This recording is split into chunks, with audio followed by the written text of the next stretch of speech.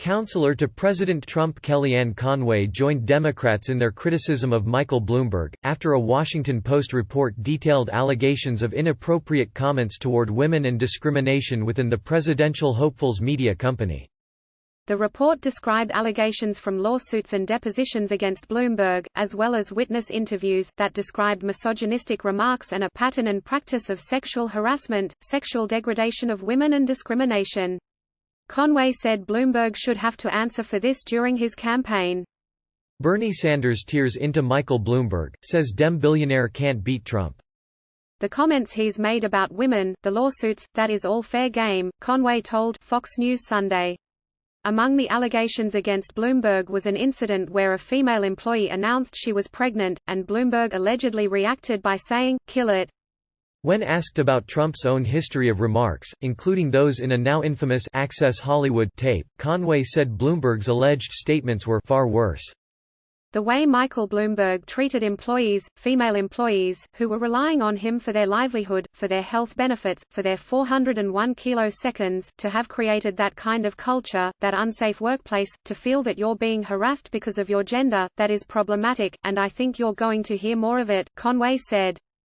Conway contrasted this with her own experience working for President Trump. "He's the best boss I've ever had," she said. Earlier in the conversation, Conway addressed problems Bloomberg is facing due to an audio recording of him defending his stop and frisk policy that critics considered to unfairly target minorities. "The way you should get the guns out of the kids' hands is to throw them up against the wall and frisk them," Bloomberg said in 2015. "The way he feels about people is so demeaning. The policy may have been stop and frisk, but the philosophy was to castigate and denigrate people of color, and it's a disgrace," Conway said. Bloomberg campaign downplays report he is considering Hillary Clinton as running mate. President Trump reacted to this by tweeting that Bloomberg is a total racist, despite defending stop and frisk during a 2016 debate. Conway explained that Trump's tweet was him toying with people by pointing out that if he had said what Bloomberg said, everybody would say racist, racist. Conway joined Senator Elizabeth Warren, D-Mass, in blasting Bloomberg for his explanation for the 2008 market crash. Bloomberg had blamed it on the elimination of a discriminatory housing practice known as redlining, where banks would refuse credit to people based on where they lived, affecting minorities living in poorer areas. The African American community weren't the perpetrators of that financial crisis, Conway said. Many of them were the victims. What is he talking about? Warren chided Bloomberg for this in a recent interview. What the mayor is really saying is, this crisis could have been averted if the banks had just been able to discriminate against black and brown people more, Warren said.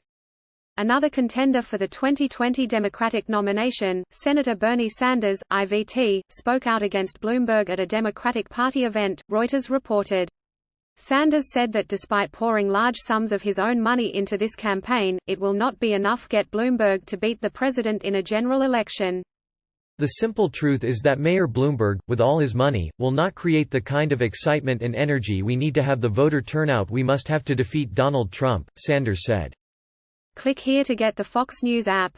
Conway also touched on the Justice Department's recent decision not to pursue charges against former acting FBI Director Andrew McCabe, who had been found to have lied to investigators regarding a leak to the press about the investigation of Hillary Clinton's email.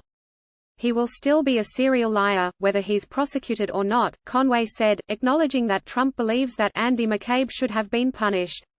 The Associated Press contributed to this report.